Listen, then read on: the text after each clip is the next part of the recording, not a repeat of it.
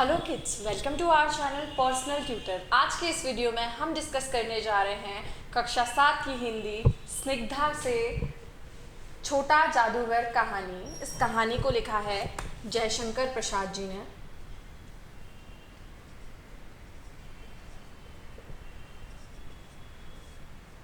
तो जयशंकर प्रसाद जी ने इस कहानी को लिखा है। इस कहानी को हम पढ़ते हैं और डिस्कस करते हैं इसके बारे में। कार्निवाल के मैदान में बिजली जगमगा रही थी। हंसी और विनोद का कलनाद गूंज रहा था। उस छोटे से फुहारे के पास एक लड़का चुपचाप शरबत पीने वालों को देख रहा था।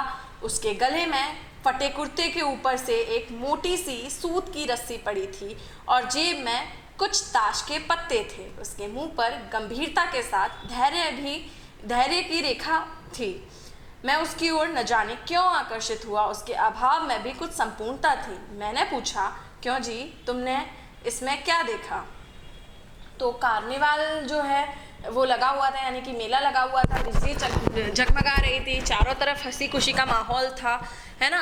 वहाँ पास में क्या था, एक छोटा सा फुहारा लगा हुआ था। वहीं पास में एक छोटा सा लड़का खड़ा हुआ था जिसके गले में सूत की रस्सी थी और क्या था, जेब में कुछ ताश के पत्ते थे और वो शरबत पीने वाले लोगों को चुपचाप बैठकर देख रहा था।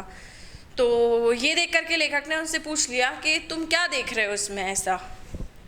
मैंने सब देखा है। यहाँ चूड़ियाँ फेंकते हैं, खिलौनों पर निशाना लगाते हैं, तीर से नंबर छेदते हैं। मुझे तो खिलौनों पर निशाना लगाना अच्छा लगता है। जादूगर तो बिल्कुल निकम्मा है। उससे अच्छा ताश का खेल तो मैं दिखा सकता हूँ, उसने जोश से कहा। उसकी वाणी में कहीं रुकावट नहीं थी। तो जो निशाना लगाते हैं गुब्बारे वगैरह पर या जो कुछ फेंकते हैं चूड़ियाँ वगैरह, वो सब के बारे में उसने बताया कि वो जादूगर जो है उसे कुछ भी नहीं आता है। उससे अच्छा ताश का खेल वो बच्चा दिखा सकता है, ऐसा उसने बहुत ही आत्मविश्वास के साथ कहा। मैंने पूछा, और उस पर्दे में क्या है? वहाँ तुम गए थे? नहीं, मैं नहीं जा सका, टिकट लगता है। टिकट लगता है मतलब उस बच्चे के पास इतने पैसे नहीं थे कि वो टिकट खरीद करके वहाँ जाए पर्दे के पीछे। मैंने कहा, तो चलो मैं वहाँ तुमको ले चलूँ। मैंने मन ही मन कहा, भाई आज के तुम ही मित्र रहे। उसने कहा, वहाँ जाकर क्या कीजिएगा, चलिए निशाना लगाया जाए।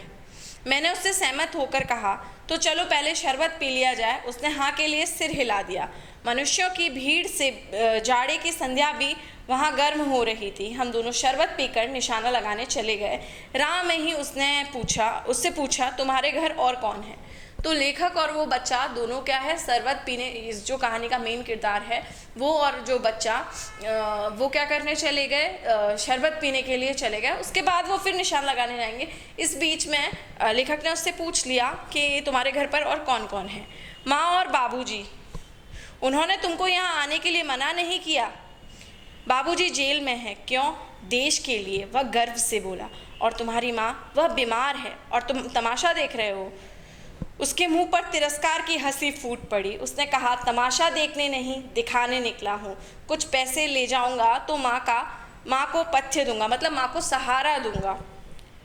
मुझे शरबत न पिलाकर आप मेरा खेल देखकर मुझे कुछ पैसे दे दिए होते तो मुझे तसल्ली होती। तो बच्चे ने बोला कि भले ही आप शरबत नहीं पिलाते, आप मेरा खेल देखकर पैसे दे देते मुझे, तो मुझे बहुत अच्छा लगता।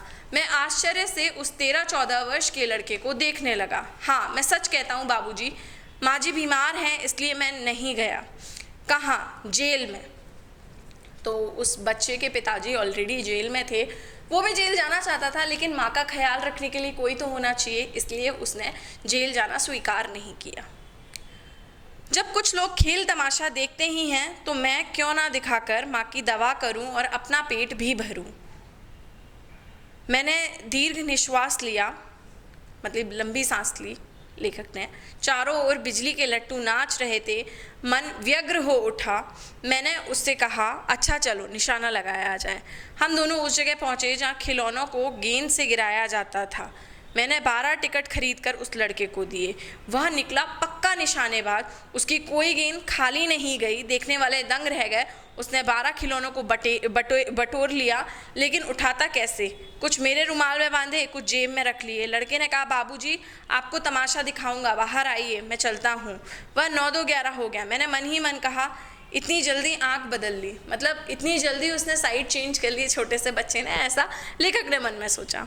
मैं घूमकर पान की दुकान पर गया। पान खाकर बड़ी देर तक इधर उधर टहलता रहा। झूले के पास लोगों का ऊपर नीचे आना जाना देखने लगा। अकस्मात किसी ने ऊपर से हिंडोले से पुकारा, बाबूजी। मैंने पूछा, कौन? मैं हूँ, छोटा जादूगर। कोलकाता की सुंदर बोटनिकल उद्यान में लाल कमलिनी से भरी हुई एक छोटी सी झील के किनारे घने वृक्षों की छाया में अपनी मंडली के साथ बैठा हुआ जलपान कर रहा था। ये कभी और का इंसिडेंट है कि वो कोलकाता के बॉटनिकल उद्यान में बैठे हुए थे। कौन? लेखक। किसके साथ? अपनी मंडली के साथ नाश्ता कर रहे थे। जलपान यानी कि नाश्ता कर रहे थे, कुछ खा पी रहे थे, बातें हो रही थी। इतने में वही छोटा जादूगर दिखाई पड़ा। हाथ में 4 खाने की खादी का झोला, साफ जांघिया और आधी बाहों का कुर्ता, सिर पर मेरा रुमाल सूत की रस्सी से बंधा हुआ था। मस्तानी चाल में झूमता हुआ आकर कहने लगा, बाबूजी नमस्ते, आज कहिए तो खेल दिखाऊं? नहीं जी, अभी हम लोग जलपान कर रहे हैं, फिर इसके बाद गाना बजाना होगा बाबूजी। बच्चे ने पूछा, जलपान तो आप कर रहे हैं, इसके बाद गाना बजाना भी होने वाला है क्या? नहीं जी, तुमको मैं कुछ और कहने जा रहा था, तभी श्रीमती जी ने कहा, दिखलाओ जी, तुम तो अच्छे आए, भला कुछ तो मन बहले। तो लेखक की जो पत्नी थी, श्रीमती जी जो थी, उन्होंने बोला कि कुछ तो अच्छा होगा, मन बहल जाएगा हमारा। मैं चुप हो गया, क्योंकि श्रीमती जी की बोली में वह माँ की सी मिठास थी जिसके सामने किसी भी लड़के को रोका नहीं जा सकता। उसने खेल आरंभ किया, मतलब वही जादू दिखाना शुरू किया। उस दिन कार्निवाल के सब खिलौने उसके खेल में अपना अभिनय करने लगे। भालू मनाने लगा, बिल्ली रूठने लगी, बंदर घुड़कने लगा, गुड़िया का ब्याह हुआ, गुड्डा वर काना निकला, मतलब गुड़िया की शादी हुई और गुड्डा जो था काना निकला, मतलब जिसकी एक आंख खराब थी। लड़के की बातों से ही खेल हो रहा था। सब हंसते हंसते लोटपोट हो गए। मैं सोच रहा था, बालक की ज़रूरतों ने उसे जल्दी ही चतुर बना दिया है। यही तो संसार है। ताश के सब पत्ते लाल हो गए, फिर सब काले हो गए। गले की सूत की डोरी टुकड़े टुकड़े होकर जुड़ गई। लट्टू अपने आप नाच रहे थे। मैंने कहा, अब हो चुका, अपना खेल बटोर लो, हम लोग भी अब जाएंगे। श्रीमती जी ने धीरे से 1 रुपया दे दिया। वह उछल उठा। मैंने कहा, लड़के, छोटा जादूगर कहिए, यही मेरा नाम है, इसी से मेरी जीविका है। तो उस बच्चे ने बोला कि मुझे लड़का मत बोलो, मुझे छोटा जादूगर बोलो, क्योंकि इसी से मेरी जीविका चलती है। मैं कुछ बोलना ही चाहता था कि श्रीमती जी ने कहा, अच्छा तुम इस रुपए से क्या करोगे? पहले भर पेट पकौड़ी खाऊंगा, फिर एक सूती कंबल लूँगा। मेरा क्रोध अब लौट आया। मैं अपने पर बहुत क्रुद्ध होकर सोचने लगा, ओ कितना स्वार्थी हूँ मैं। उसके 1 रुपये पाने पर मैं ईर्ष्या करने लगा था ना। वह नमस्कार करके चला गया। मतलब बच्चे ने बताया, इस 1 रुपये से वो पहले भरपेट पकौड़ी खाएगा, फिर एक सूती कंबल खरीदेगा। तो इसके बाद लेखक को बुरा लगा थोड़ा सा कि उस बच्चे को 1 रुपये मिलने के बाद वो उससे ईर्ष्या कर रहा है, उससे जल रहा है, उससे जलन कर रहा है। तो लेखक को बुरा लगा इस बात का। वह नमस्कार करके चला गया। हम लोग लता कुंज देखने के लिए चले। उस छोटे से बनावटी जंगल में संध्या साएं साएं करने लगी थी। डूबते हुए सूर्य की अंतिम किरण पेड़ों की पत्तियों से विदाई ले रही थी। चारों ओर सुनसान था। हम लोग धीरे धीरे मोटर से हावड़ा की ओर आ रहे थे। मतलब शाम हो रही थी और जो लेखक हैं वो अपने परिवार के साथ हावड़ा की तरफ आने लगे मोटर से। रह रहकर छोटा जादूगर स्मरण हो आता था। सचमुच वह एक झोपड़ी के पास कंबल कंधे पर डाले खड़ा था। मैंने मोटर रोककर उससे पूछा, तुम यहाँ कहाँ? मेरी माँ यहीं है ना? अब उसे अस्पताल वालों ने निकाल दिया है। मैं उतर गया। उस झोपड़ी में देखा तो एक स्त्री चिथड़ों से लदी हुई कांप रही थी। छोटे जादूगर ने कंबल ऊपर से डालकर उसके शरीर से चिपटते हुए कहा, माँ, मेरी आंखों से आंसू निकल पड़े। तो जब लेखक ने ये दृश्य देखा कि किस तरह से वो छोटा बच्चा अपनी माँ के लिए कंबल लाया था जो कि बुखार से तड़प रही थी, ये देख करके लेखक की आंखों में आंसू आ गए। बड़े दिन की छुट्टी बीत चली थी। मुझे अपने ऑफिस में समय से पहुंचना था। कोलकाता से मन ऊब गया, फिर भी चलते चलते एक बार उस बाग को देखने की इच्छा हुई। साथ ही साथ जादूगर भी दिखाई पड़ जाता तो और भी आगे फिर यहाँ पर लेखक ने कुछ नहीं कहा है, तो शायद लेखक कहना चाहता है तो शायद और भी अच्छा होता अगर जादूगर दिख जाता तो। मैं उस दिन अकेले ही चल पड़ा, जल्द लौट आना था, 10 बज चुके थे। मैंने देखा कि उस साफ धूप में सड़क किनारे एक कपड़े पर छोटा जादूगर का रंगमंच सजा था। मोटर रोक कर उतर पड़ा। लेखक उतर पड़े। वहाँ जैसे ही छोटे जादूगर को देखा, वहाँ बिल्ली रूठ रही थी, भालू मनाने चला था, ब्याह की तैयारी थी, पर सब होते हुए भी जादूगर की वाणी में वह प्रसन्नता नहीं थी। जब औरों को हंसाने की चेष्टा कर रहा था, तब जैसे स्वयं कांप जाता था। मैं आश्चर्य से देख रहा था।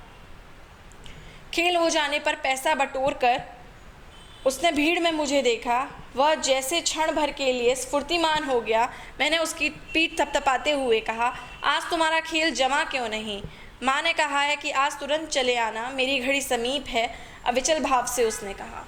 तो उसकी आवाज़ में शायद वो तेज इसलिए नहीं रहा था क्योंकि उसकी माँ ने उसे कहा था कि जल्दी घर आ जाना और मेरा अंतिम समय समीप है, ऐसा उसकी माँ ने कहा था। इसलिए शायद जो उसकी वाणी में मधुरता होती थी, जो उसके खेल में जादू होता था, वो आज नहीं देखने को मिला था। तब भी तुम खेल दिखाने चले गए, उसने कहा। क्यों ना आता? और कुछ अधिक कहने में जैसे वह अपमान का अनुभव कर रहा था। क्षण भर में मुझे अपनी भूल मालूम हो गई। उसके झोले को गाड़ी में फेंक कर उसे भी बैठाते हुए मैंने कहा, जल्दी चलो। मोटर वाला मेरे बताए हुए पथ पर चल पड़ा। कुछ ही मिनटों में मैं झोपड़े के पास पहुंचा। जादूगर दौड़कर झोपड़े में मामा पुकारते हुए घुसा। मैं भी पीछे था, किंतु स्त्री के मुंह से बे निकल कर रह गया। शायद वो अपने बेटे को बुलाना चाहती थी, बेटा बोलना चाहती थी, लेकिन वो पूरा शब्द भी नहीं बोल पाई। उसके दुर्बल हाथ उठकर गिर पड़े। जादूगर उससे लिपटा रो रहा था। मैं भौचक्का खड़ा था। उस साफ धूप में सारा संसार जैसे जादू सा मेरे चारों ओर नाच रहा था। जय शंकर प्रसाद।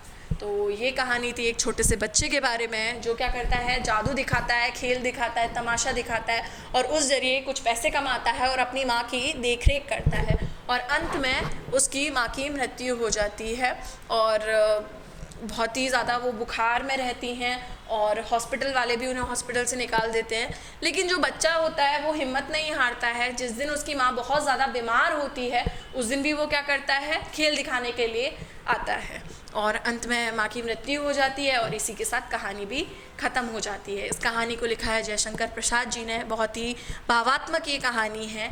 आई होप आपको ये वीडियो लेक्चर पसंद आया होगा। वीडियो को लाइक कीजिए, साथ ही साथ चैनल को सब्सक्राइब कीजिए। Thank you.